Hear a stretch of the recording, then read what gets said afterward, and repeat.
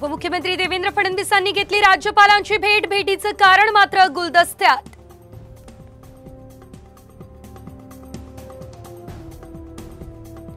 महाविकास आघाडीच्या नेत्यांनी देखील घेतली राज्यपालांची भेट। विधान परिषदेतील सभापतीपद रिक्त असल्याने निवडणूक लवकर घेण्याची केली मागणी।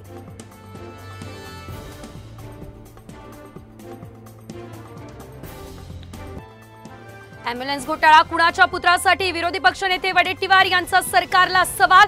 महाराष्ट्र लुटून गुजरातला वाटा दिला जात असल्याचा आरोप।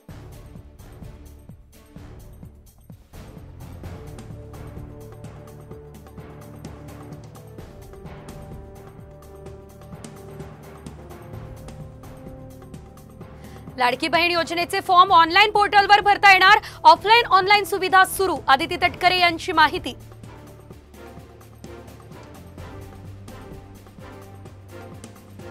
वरळी हिट अँड रन प्रकरणातील मुख्य आरोपी मिहिर शहा पोलिसांच्या ताब्यात। आरोपीला मदत करणारे 12 जणही अटकेत।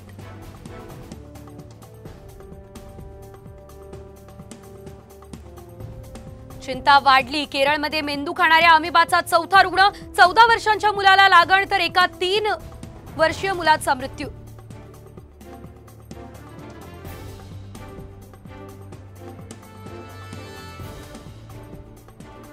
बुलढाण्यात शेतीच्या वादातून महिलेला जबर मारहाण। कोयते, चाकू आणि कुऱ्हाड हातात घेतलेला मारहाणीचा व्हिडिओ व्हायरल।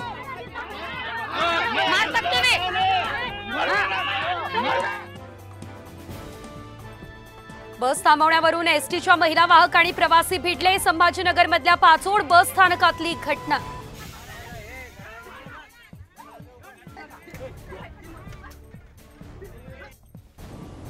ठाणे महापालिका क्षेत्रात पुढचे 3 दिवस अनियमित पाणी पुरवठा। गाळ जमा झाल्याने पंपिंगवर परिणाम।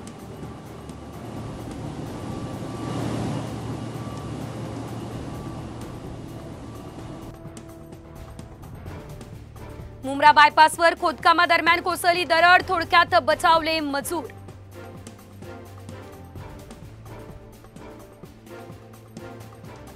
नाशिकमध्ये आठवड्याभरात डेंग्यूचे 96 रुग्ण तर एकूण रुग्णसंख्या 365 वर। रुग्ण वाढल्याने पालिकेची जनजागृती मोहीम।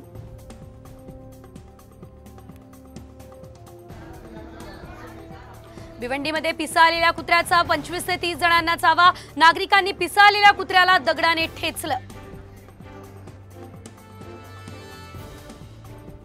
घाटकोपर होर्डिंग दुर्घटना प्रकरणात निलंबित आयपीएस अधिकारी कैसर खालिद यांच्या अडचणी वाढण्याची चिन्ह। खासगी तक्रारीवरून खालिद यांची एसीबी कडून चौकशी।